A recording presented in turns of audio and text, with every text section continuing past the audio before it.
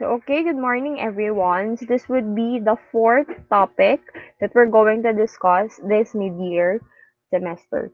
So, by the way, my name is Miss Carla Joy M. Sumagang, and I will be or I am your instructor in GNED 8 or Understanding the Self. So last time we have discussed the self from the perspective of philosophy, whereas the center of their self is more on the experiences of the philosophers or came from the experiences of the philosopher so as their observations are on the things around them, no, and their own beliefs as a part of the society.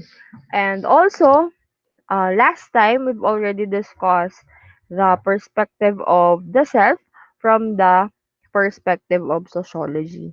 So, doon naman sa perspective of sociology is yung self is part of the society, whereas ourselves cannot be separated from the society. And how does the interaction of the society helps us in understanding ourselves? Um, the third one is, yung na-discuss na natin is from the perspective of anthropology. So, anthropology um, also discusses man. So, as yung everything na connected sa man or sa human, like for example, yung past experiences niya, or yung different things that could connect to his past and paano yung living niya in the past. What is the culture na meron siya or meron dun sa lugar na kanyang ginagalawan. So as like wise with the language that he is using. So yun yung pinaka-center na anthropology when it comes to understanding the self. For today's lesson is we're going to talk about um, from the perspective of psychology or the self from the perspective of psychology. So, first, syempre, likewise or like what I did on the first two discussion or first three discussion last week, no, wherein I defined those things, um what are the things that come first. So, syempre, dito is we're going to discuss first the definition. So, the first one, psychology, to make it short, ayan, is the study of the human body or the human brain or human mind, so as its mental processes, decision making, or moods, attitudes, ayan. So as psyche, or we have here the psyche. Psyche is known as the mind or the soul. Another one, it came from the word logos, which means study of. So, kapag pinagsama natin tong dalawa, which is the psyche and the logos, meaning um, psychology is the study of the mind or the soul. So in psychology, it is the scientific study and the practical application of observable behavior and mental processes of the organism. So, anong pinaka-center nito? The center of the study in psychology is about the mind and how does the mind of a person or a human works. Kaya kasama si mental processes. So, kasama dyan yung way on how we perceive things, kasama sa inaaral sa psychology on how we see things or ano ba yung nafe-feel ng different senses ng body natin. So as what do we feel? Likewise, for example, our emotions, our feelings, attitudes, or behaviors. Yan yung madalas na tinatackle sa psychology. So in psychology, to make it understandable or para mas matandaan ninyo, I made this um, diagram. So here it is. So human behavior plus the self is equal to psychology. So yun yung pinaka-formula niya. Human behavior or our behavior. So as after that is plus the self. So that makes the study of the psychology.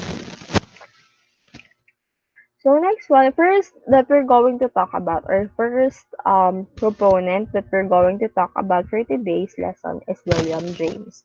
So who is William James? William James is an American philosopher and psychologist. Pero I did not discuss him on the perspective of philosophy is because yung theory ni William James is more on focusing on the processes of the mind. So which means um, mas matatakal mas lamang yung kanyang concept about psychology. So he is known for being the great pragmatist. So as he is known for his theory of the self. So let us define or let us furthermore dig in what is the theory of the self ni William James. So there are 5 characteristics of thoughts according to William James. Number 1 is all human thoughts are owned by some personal self. So yung thoughts down natin is owned by a personal self. What is the meaning of this? So all of your thoughts as a person is yours. So walang makakaalam yan unless you vocalize you vocalize them to other people, no? So dito natin makikita or dito natin mas made-define that psychology majors are not reading the mind of other people. Because one of the characteristics of our thoughts is just owned by our personal self. So meaning sa atin lang ito. Unless na lumabas ito using our brain. Lahat ng iniisip ng tao, nasa isip lang din natin. So number 2, all thoughts are constantly changing or never static.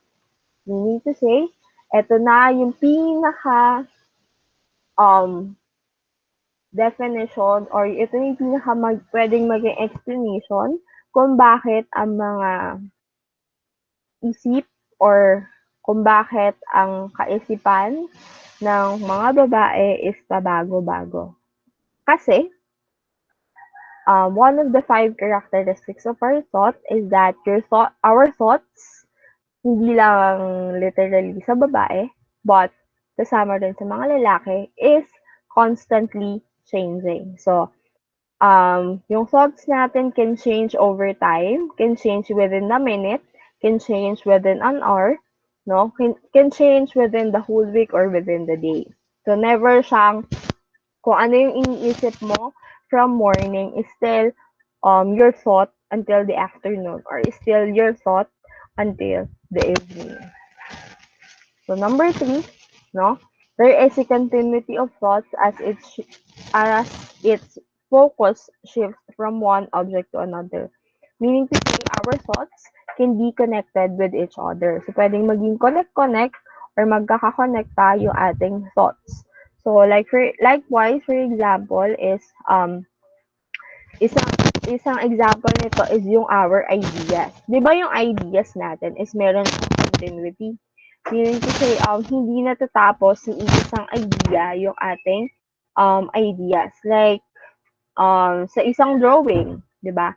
Hindi lang natatapos yung drawing natin sa pag-iisip ng kung ano bang gusto nating scenario ang meron doon. Siyempre, when you're really an artist, you wanted to express your art more. So, mag-iisip ka pa ng another ideas. So, that is one of the characteristics of our thoughts. It could be connected with each other, and there is a continuity from one thought to another.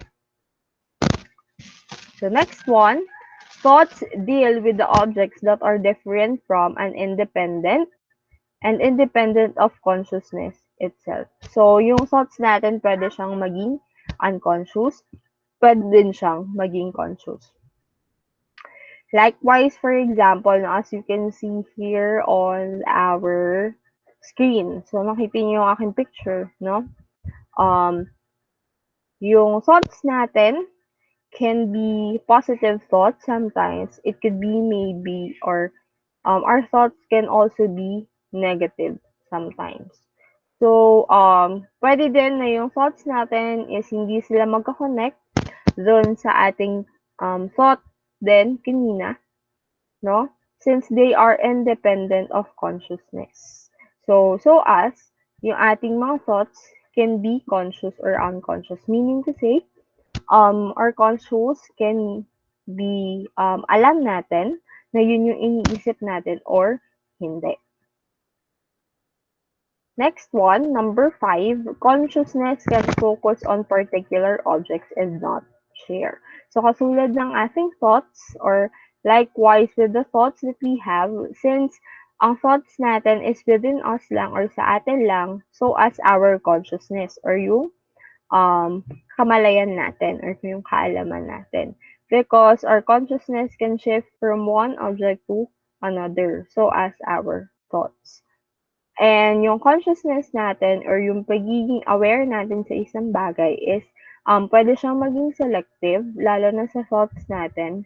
So as our consciousness cannot be shared to another person. So yun yung 5 characteristics ng ating thoughts. So here is the me and I for William James. So para sa kanya, si me self naman can be considered as separate object. So as si I self naman, self that knows and recognize who they are and what they have done. So, hindi to katulad nung diniscuss ko last time na si me is the objective pattern or objective part of the self, which is si I naman is the subjective part of the self. So, dito sa me self ni William James is they are the separate object, meaning to say it is the other part of ourself, si me self. Whereas, si I self naman, ito yung sarili na, or ito yung type of self natin wherein we recognize this, or ito yung parte sa ating mga sarili na mas nare-recognize nila or natin. Alam natin kung ano yung ugali natin, ano ba yung mga madalas na iniisip or thoughts. So, meaning to say, or in other words, I self could be our consciousness. So, gano'n nga ba natin nakakilala yung ating sarili or gano'n nga ba tayo ka-aware sa ating sarili. When it comes to me self, it could be the other self natin na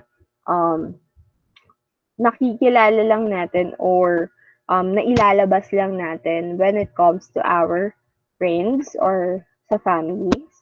So as or minsan din sa classmates natin or other examples of agent of socialization.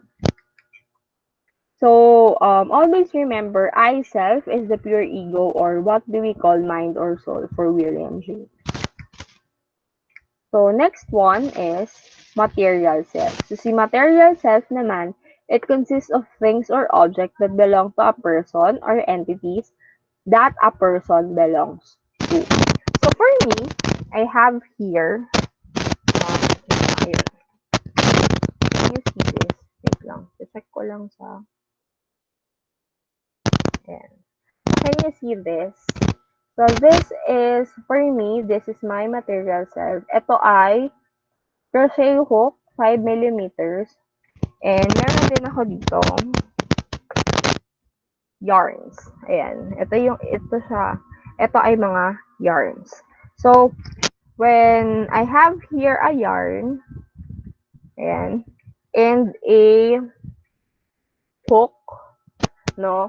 So, dito sa dalawang to, for me, this is my material self. So, paano siya naging material self? Number 1, these things belong to me. So, these things would also define me. Bakit? Kasi, crocheting, different kind of things were my hobby. And doon din ako nakikilala ng ibang tao. Or doon din ako mas kilala, lalo na ng mga kaibigan ko.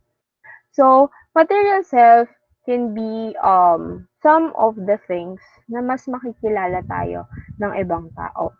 Or makikilala tayo ng mga tao sa paligid natin. Likewise, for example, di ba, meron tayo or may mga scenario sa schools na um, sino dito yung marunong mag-drawing? Sino dito yung pwedeng ma-recommend sa ganito, marunong mag-painting, no? Meron tayo agad na i-recommend na isang tao or meron agad na isang tao na pumapasok sa isipan natin. So that could be their material self. So us, another thing pa, di ba minsan yung tao or yung friends natin is dinedescribe natin sila using different things, no? Like for example, you may nagtanong sa atin, no? Sino ba dito yung yung classmate nyo, yung laging maganda yung damit tapos mahaba yung mahaba yung kanyang palda. Or sino ba dito, meron tayong classmate dati, 'di ba? Yung naka-pony siya lagi na naka-ribbon, na kulay puti, na kulay pula, gano'n. So minsan, material self could also be our identity or material self kasi it consists the different objects that belongs to us, no? Na yung objects na yon is nagiging identity natin sila on the other persons. So, yun yung pinaka-center ni material self. For another thing is that, you know, po, si social self. Another one, aside from material self, we have the social self. So it refers to who the person is in a particular situation, where a person chooses the self that would smooth or adapt to the social situation in order for him to fit in. So, minsan yung social self natin, it depends, no?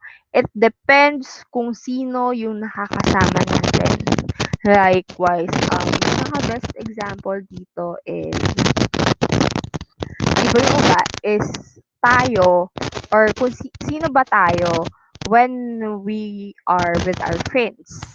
Ano yung ugali na meron tayo, ano yung feelings na meron tayo or emotions that we have, ano ba yung pinaproject natin sa other person na yun. So us, kapag dumating naman tayo sa point na iba na yung kasama natin, like for example, yung family natin, ano ba yung ugali natin pagkasama natin sila? Um, ano ba yung pinapakita natin sa kanila when it comes to them? So, yun yung mga nagiging social self natin or yun yung best example for our social self. So, as social self can also manifest on how we post or how us can react into a certain situation. Like for example, pag nagkakasunog ba, magpapanik ka agad or mag-iisip ka ng um, possible solution para mawala yung sunog. So as kapag ba napahiya ka sa harap ng ibang tao, what would be your reaction? So that would be our social self. Paano tayo nagre-react into different situation or paano tayo nakikisama sa mga tao sa ating paligid. Next one naman after social self, we have here is spiritual self. Spiritual self is the most subjective and intimate part of ourself. Why? It's because the personality, morals, and values that are usually constant. So, yun yung part ng ating spiritual self. Yung pagkatao natin sa or yung kalooban ng isang tao. So, mamaya na. So as spiritual self can also be different or can also be defined on how we relate with the divine entity. Kung sino man yung Diyos na ating kinikilala, ano ba yung relationship that we have with them? And what is our reaction when we talk about the divinity or dun sa Diyos or yung Diyos? Ano ba yung mga nagiging reaction natin? So that would be our spiritual self. And ano ba, tumutukoy rin 'to sa kung paano tayo makipag-ugnayan sa kanya. Yan, hindi lang ito yung kalooban class ha, kundi na rin yung connection natin with the divinity. So next one is we have the global self and the differentiated self. So ano ba tong dalawang to? So number one, we have here the global self. So global self represents the overall value that a person places upon himself. How a person views and feels about himself. So um, global self, paano natin nire-represent yung sarili natin to other people so as paano natin nakikita yung sarili natin. Ano yung ba yung nararamdaman natin when it comes to ourselves? Masaya ba tayo sa sarili natin?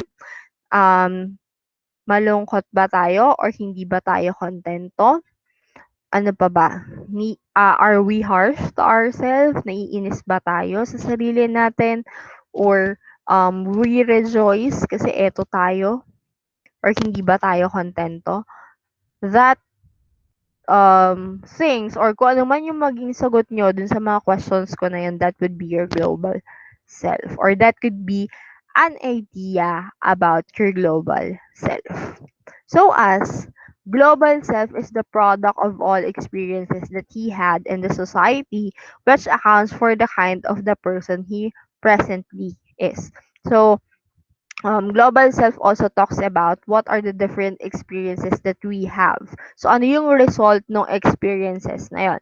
Like, for example, nung bata ka, sobrang saya ng childhood mo. Whereas, nung lumaki ka na, no, you became a happy-go-lucky person. So, parang sobrang carefree mo, sobrang positive mo as a person. So, that could define your global self. So, after global self, we have the differentiated self. So, si differentiated self naman is how we differ with other people. So, ano ba yung pinagkaiba natin when it comes to the personality, when it comes to um, how we blend with other people, and another one is how we react with the different situations that we have. So, yun yung pinaka-focus na differentiated self. Next one, we have Murray Bowen aside from William James. So, Murray Bowen is an American psychiatrist and a professor of psychiatry. So, he is the proponent of the family therapy and systematic therapy. Wherein these two therapies is ito yung ginamit niya for us to help people or for people to help for him to help other people to understand more themselves. So, like this, observation of the family, so the concept of the differentiated self. So, yung kanya kasing family and systematic therapy, no? Nakafocus yon sa observations ng different families throughout his life.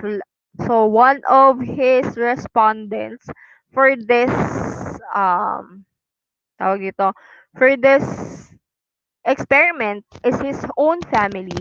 So, as his family or the family of other people.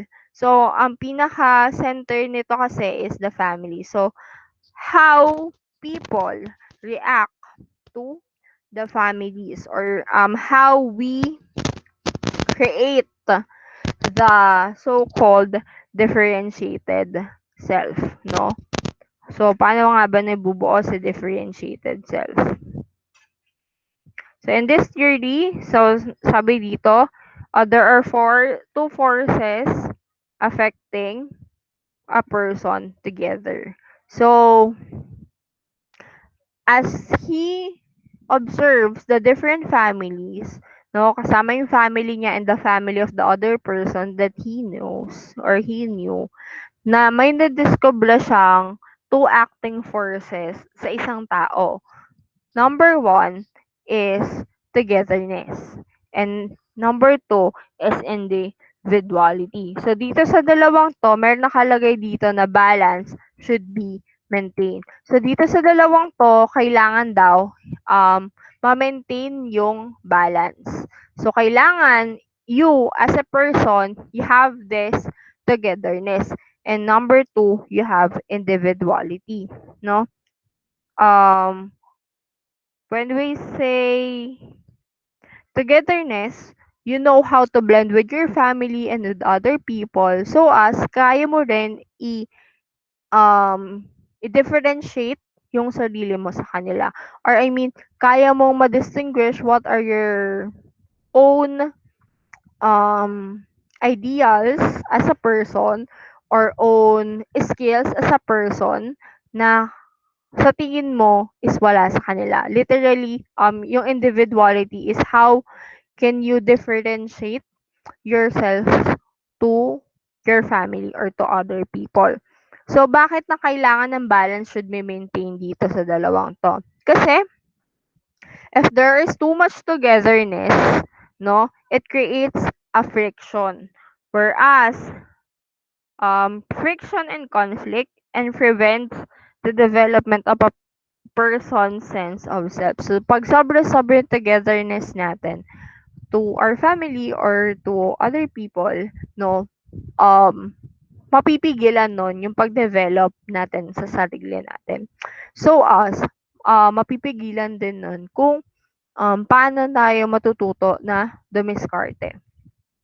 And mapipigilan din nun yung pagkilala natin or pag-understand natin much more of ourselves. So as, kapag naman too much sa individuality is it could make distant or estranged feelings toward the family and other people.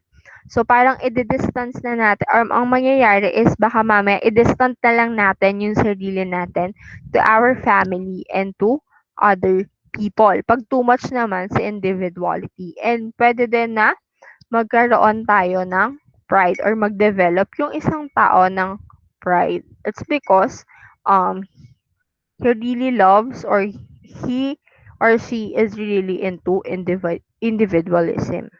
So yan ha.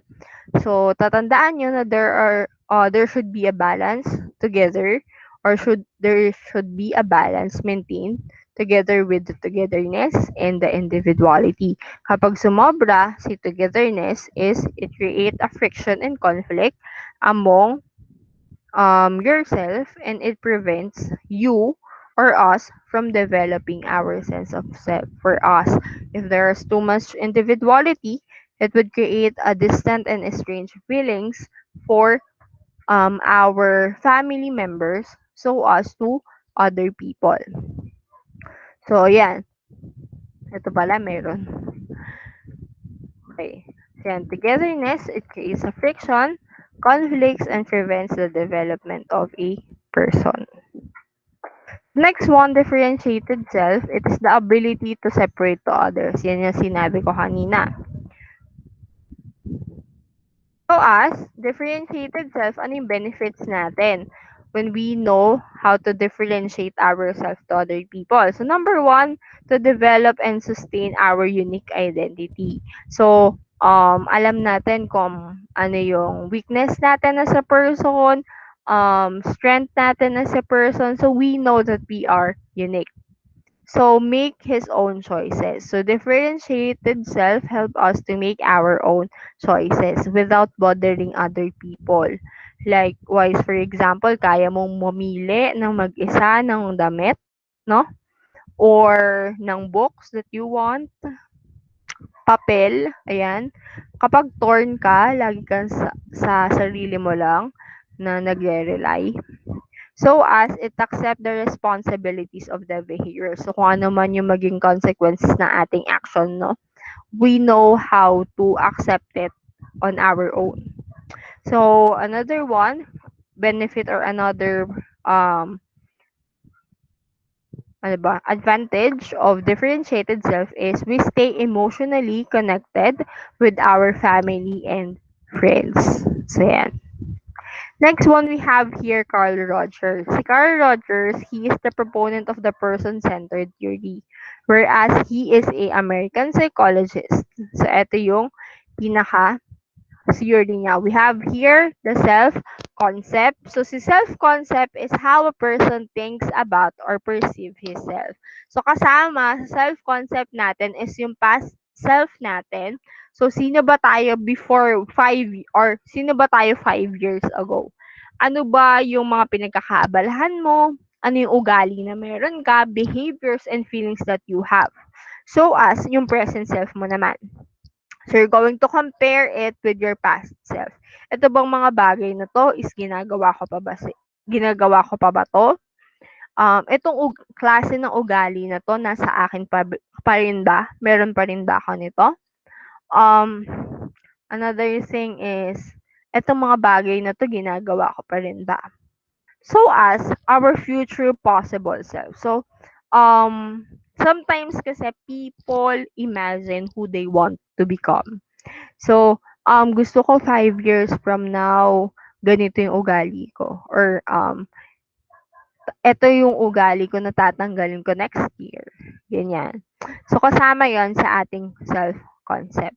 So, as self-concept talks about how we see ourselves, no, in terms of our personality, in terms of our attitude towards other people, towards ourselves also, how we see ourselves na from the past, future, and present.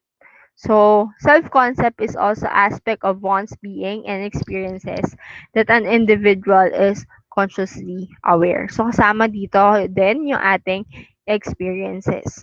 So, gaano tayo ka-aware dun sa experiences na to and gaano tayo natututo dun sa mga experiences na yon. So as we have here the real self-concept. So real self-concept, it is the all information and perception the person has about himself. So ano ka ba or ano ba yung pag-uugali mo na nakikita mo or um, pansin mo na nailalabas mo sa lahat ng circle of friends mo or sa lahat ng circle or agents of socialization mo. Meaning to say, ano ba yung ugali natin na ipinapakita natin commonly sa family natin, sa friends natin, or present dun sa lahat ng agents of socialization. So as it also defines or it also answers the question, who am I? Sino nga ba ako? Ano ba yung nakikita mo sa harapan ng salamin? So, kasama yon yung real self-concept natin. So, after the other self-concept, we have here the ideal self-concept. Dito naman, model version of the version has of himself. Sino ba yung gusto nating maging or sino ba yung tao na tinitingala natin. Like for example is gusto mo magpapayat. So, um, syempre you're going to have an ideal self. So, ito yung gusto kong ma-achieve na katawan or ito yung gusto kong ma-achieve 5 years from now. So, what would be the things or what are the things that you wanted to work on for yourself? So, that is the ideal self. So, kung mapapansin nyo din dito sa aking, wait lang po. Kung mapapansin nyo din dito sa aking example, no? So, siya, mataba siya. So, pag tumingin siya sa harap ng salamin, nakikita niya yung sarili niya na with abs or payat. So, ito, maybe, one of his thoughts is, after 5 months, no, gusto ko ganito na ako, kapayat, or ganito na yung aking katawan. So, who or what do we want to be? Ano yung ba yung maging gusto? Ano ba yung kagustuhan natin? Or ano ba yung gusto nating maging? Ano yung gusto nating ma-achieve? Kasama yun sa ideal self-concept. Kasi it literally answers who I wanted to be. Pwede din na, yung ideal self-concept natin is magmula sa mga artista na tinitingala natin o dun sa mga tao na ina-idolize natin. 'Di ba? So, yun. After that, we have here the real self and the ideal self. So, ito yan. So, always remember that this two has to be balanced. Kailangan katulad ng differentiated self which is the individuality and togetherness. Kailangan itong dalawang to meron din silang balance. Kasi um kapag sumobra tong dalawa or meron dito na hindi nag-balance, no? Um hindi magkakaroon ng negative effect. Like for example, sumobra yung real self natin. So, pwede tayong magkaroon ng dissatisfaction sa ating ideal self na ay wait lang bakit hindi ko to na-achieve yung ideal self ko. Kaya kailangan talaga na meron silang balance para maging satisfied tayo sa ating sarili or sa ating buhay. So next one, we have here the self-discrepancy theory. Kasama din to sa theory of the self ni Carl Rogers. So, proposed by Higgins, rather, it states that people to internalize the standards to which they compare themselves. So, according to Higgins, kailangan daw natin magkaroon ng tawag nito, standards dun sa mga bagay kung kanino or saan natin i-compare yung ating sarili.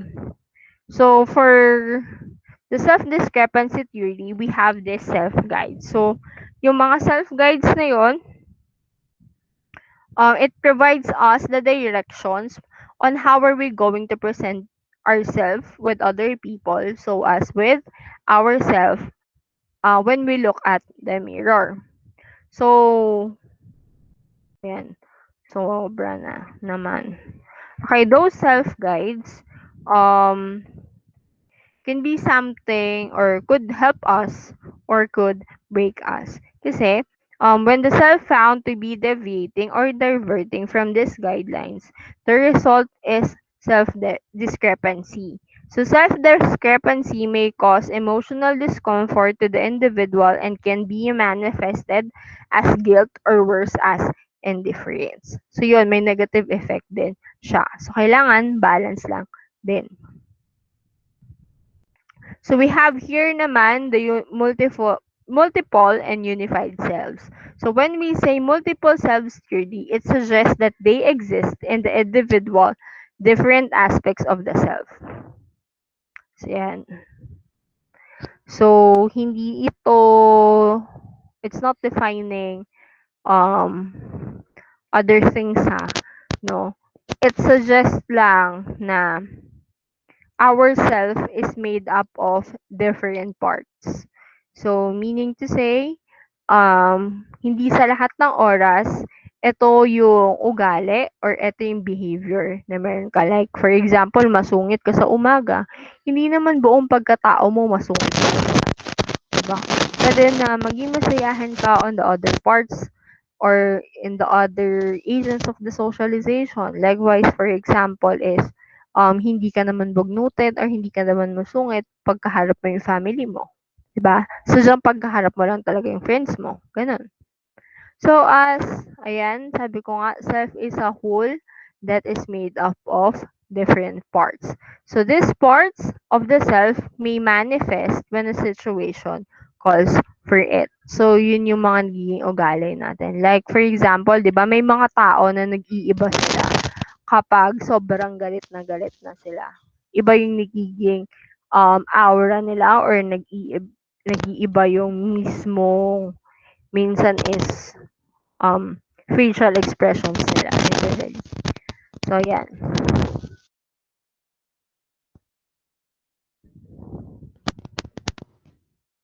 So, we have here naman the unified self.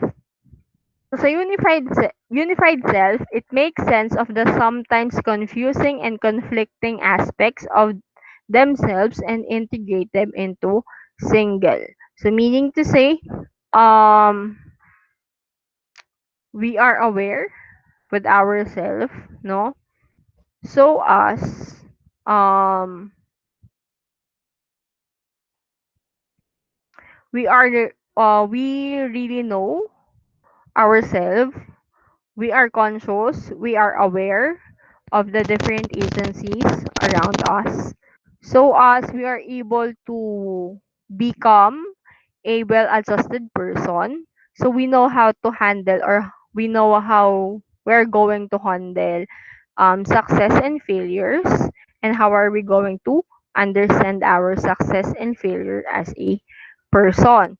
So unified self, no, this is part of a person, or this is a person who is able to deal with and accept the complexities and perceive unfairness that exist in life. So unified self, it is a part of us na ay okay lang ako bumagsak basta may natutunan ako.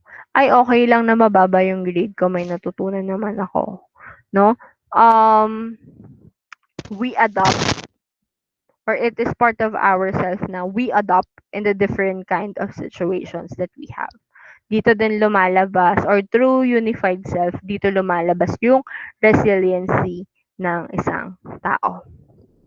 So next one we have here Donald Woods Winnicott, or Winnicott. So he is also known as D.W. Winnicott. So he is a English pediatrician, and he is also psychoanalyst who is and developed or studied child development. So yun yung focus ng kanyang theory, is to study the child development through psychoanalytic theory,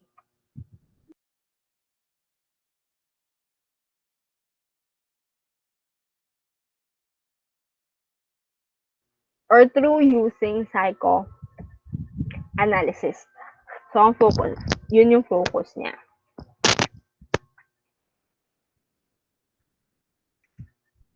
So he looked into the importance of play in the child development. So isa din sa focus ng kanyang psychoanalysis theory is how a child develop, or how does a child's mind develop through playing toward his childhood. So ano ba yung pinaka-impact ng play sa child development?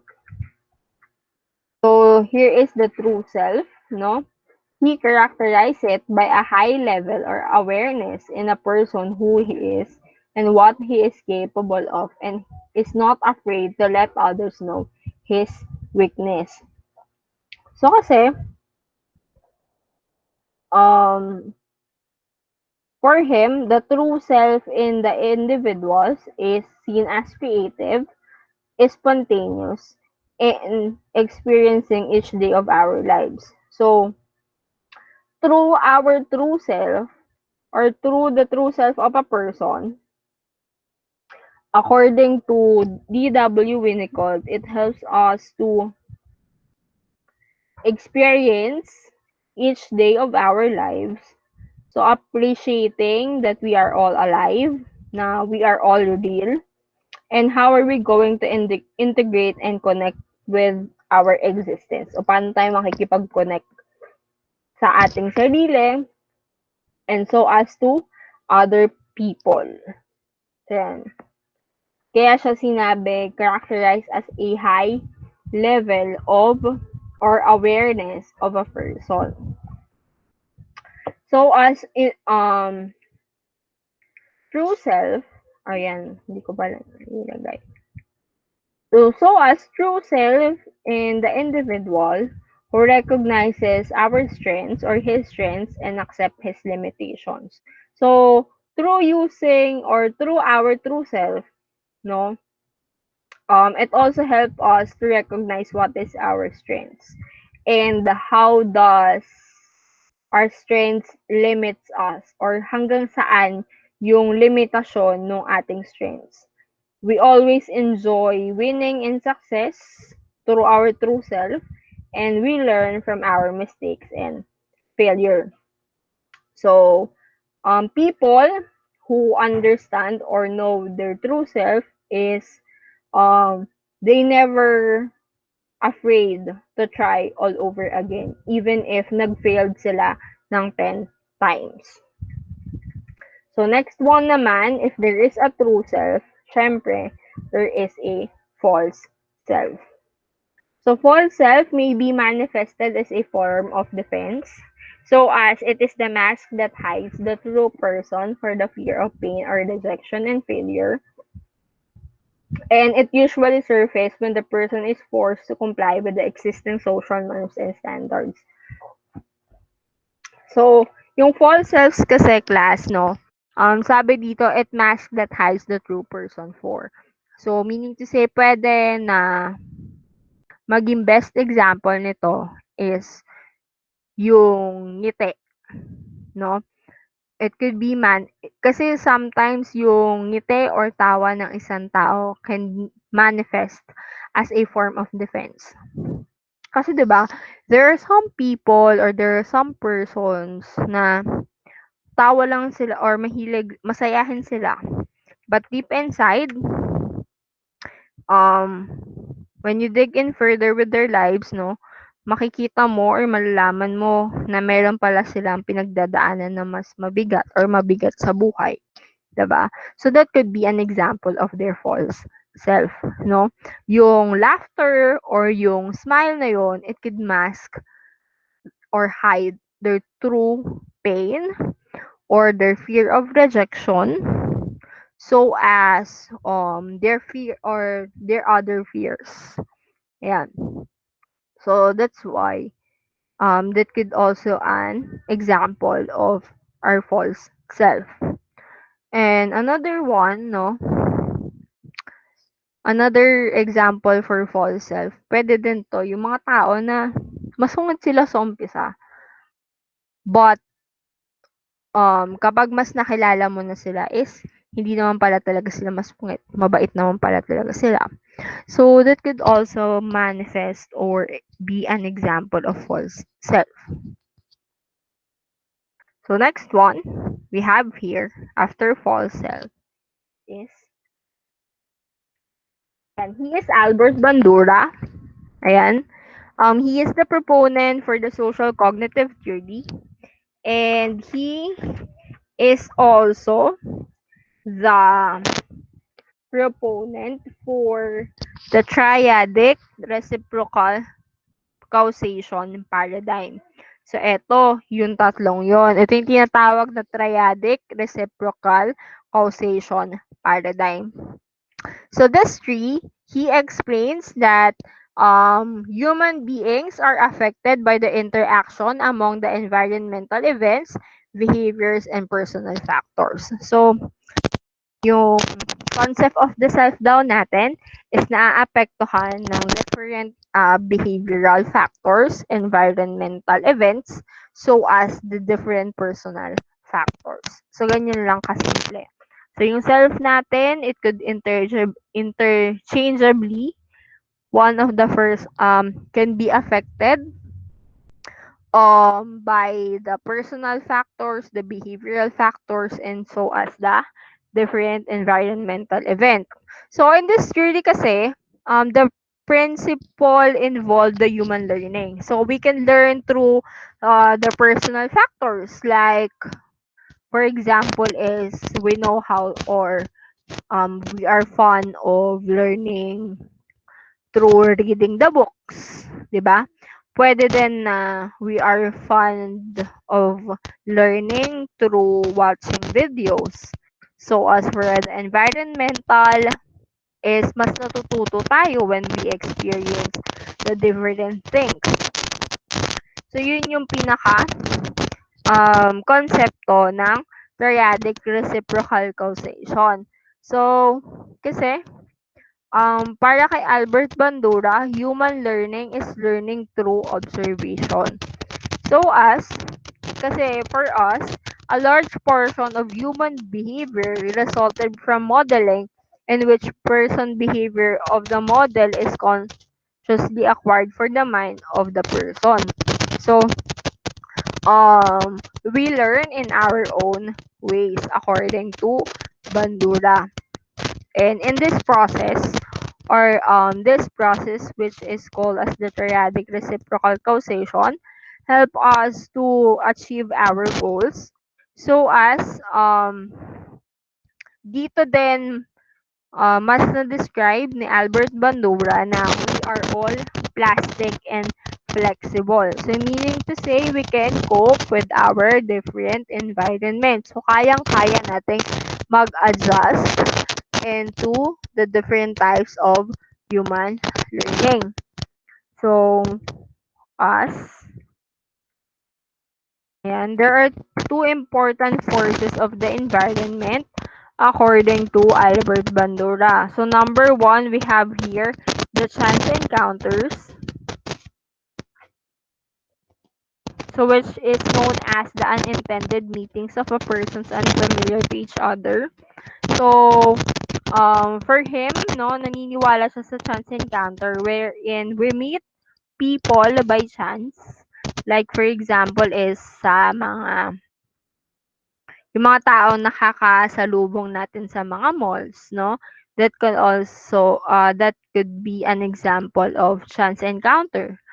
Or likewise is, nakilala mo yung crush mo on the first time basis na nakasalubong mo lang siya sa isang corridor. Then, hindi mo na siya nakita ulit. So fortuitous events naman is an environmental experience that is unexpected and unintended. Likewise, for example, is yung pagputok ng bulkan, no? That could be an fortuitous event. Kasi hindi naman natin alam kung kailan talaga yon mangyayari.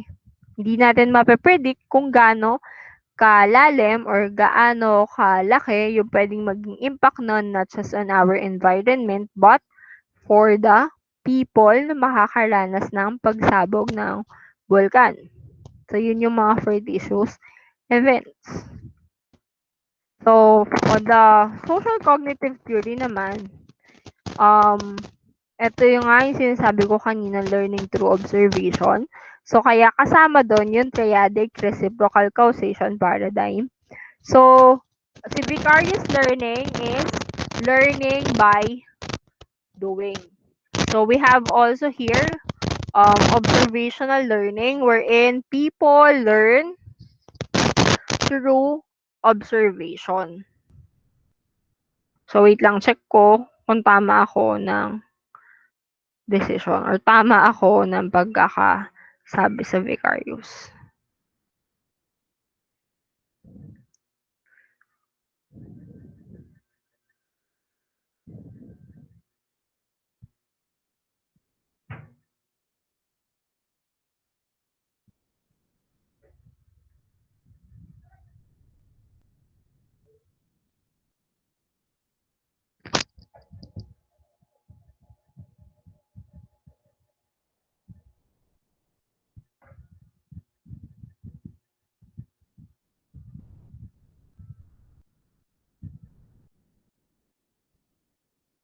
Okay, tama. Ayan. Vicarious learning is a way of learning that allows individuals to learn from the experience of the other people. Ayun pala. So, like for example is natutunan natin na maging mas mapili when it comes to choosing the courses that we want, no, through our friend. Kasi nakita natin kung paano siya nahirapan dun sa course niya na kailangan pa niyang mag-shift kasi hindi yun yung gusto niya. So, for observational learning naman is describes as the process of learning by watching others, retaining the information, and then later replicating the behavior that were observed. Like, for example, is dine-demonstrate sa inyo ng teacher ninyo kung paano maggawa ng splices and joins. And then after that is you're going to have an activity using the same method of the splices and joins. So, yun yung pwedeng maging example for observational learning. So, learning through observation, so observational learning, while Vicarious learning is learning through um, the experience of the others. So, dito din natin nakukuha yung tinatawag nating modeling. So, si observational learning can also be known as modeling. Kasi, ginagaya natin or minimimic natin kung ano yung um, ginagawa ng isang tao. So, through modeling, no, pwede din nating maging example dito yung tinatawag natin na the Bobo doll experiment. So, sa Bobo doll experiment kasi class is, ito yung representation niya po, no? So, etong doll na to is, sinusuntok-suntok siya, sinisipa-sipa siya ng isang adult. Whereas, yung pagsusuntok-suntok na yon or pagsisipa-sipa na yon ng adult is nakita siya or na-observe siya ng isang bata. So, yun yung pinaka-effect ng isang modeling. So, dito din natin mas mapapatunayan yung kasabihan na um, sa mata ng bata, lahat ng ginagawa ng matanda ay tama. So, yun. The next one we have here the features of human agency. So features of human agency, it is the essence of the humanness. So people have the power to influence their own action to produce the desired consequences. Like number one, we have here the intentionality. So intentionality refers to the actions performed by the person intentionally or with full awareness of his behavior. So, like for example, you wanted to or you went to an online application for a passport kasi you wanted to travel outside of the country. You wanted to travel to Korea. Whereas, the forethought naman, it refers to the person's anticipation of likely outcomes of his behavior. Like for example, 'di ba? Sa intentionality, you're the one reason that's why that's why you apply for a passport is that you wanted to travel outside the country. So, ang magiging forethought naman nun, what would be your anticipation? So, syempre, you will choose an interview date for your passport, which is your most likely would be on leave, 'di ba? Para walang ibang magiging problem or walang masasagasaan na oras, hindi ka mawawalan ng oras or hindi ka mawawalan para rather ng salary for that day, no? Yun, ni-leave mo na yon. So as self-reactiveness naman, it refers to the process in which the person is motivated and regulates his behavior as he observes his progress in achieving his goals. Like for example, 'di ba nga kanina ang example ko is you went for an online application for a passport kasi you wanted to apply or travel outside. Wherein sa second part naman is pipili ka or pipiliin mo yung appointment mo sa passport wherein yung dates kung kailan ka pwedeng mag-leave. Sa self-reactiveness naman, um, you save a lot or you save a large portion of your salary to the bank. So when you can have enough money or cash, you need to travel for another country or like for example, let me rephrase my example, no? You save a large amount of your salary, monthly salary to the bank so that you can have enough cash when you travel outside the country. So, yon.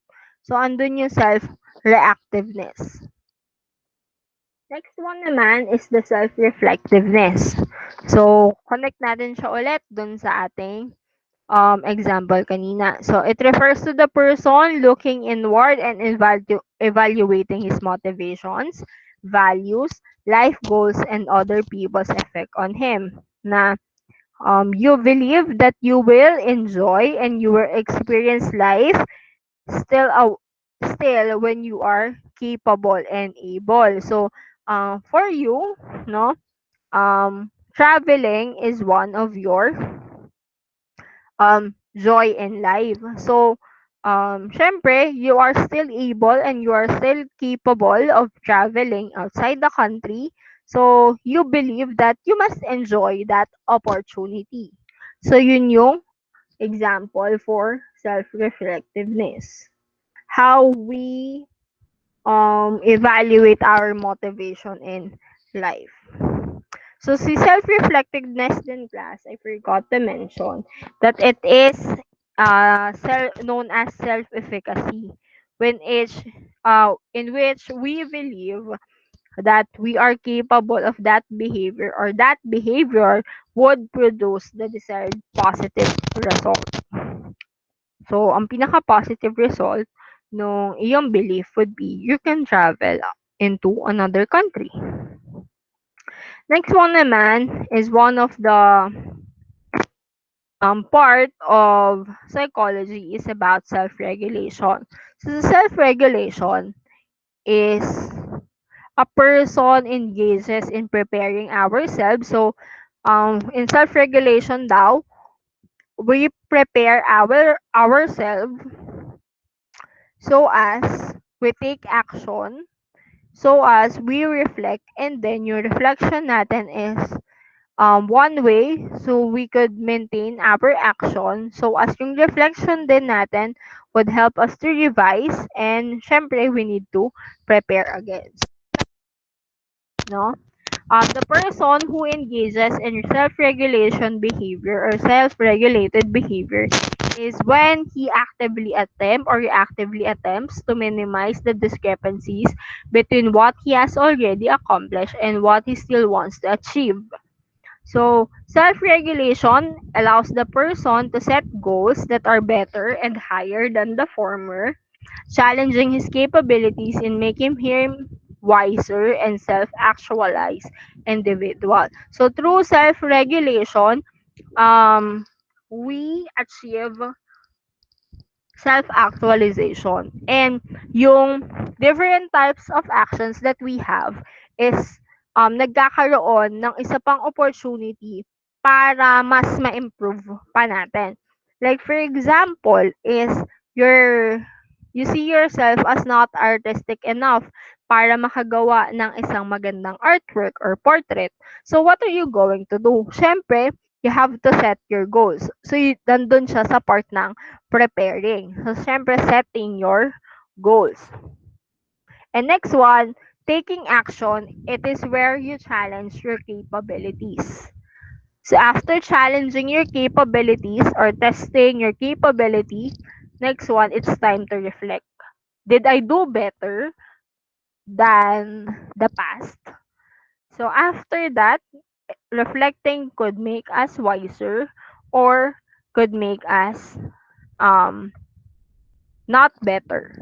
Oh, so dun na papasok if yung ating ginawa is we're going to maintain, so we're going to take the action again, or we're going to revise. So we're going to prepare again on how are we going to improve our way on how we draw the things or ways on how are we going to become more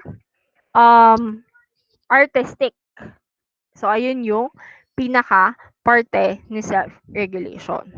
So, with that, thank you for listening and this would be the end of my presentation. So, any questions regarding my discussion?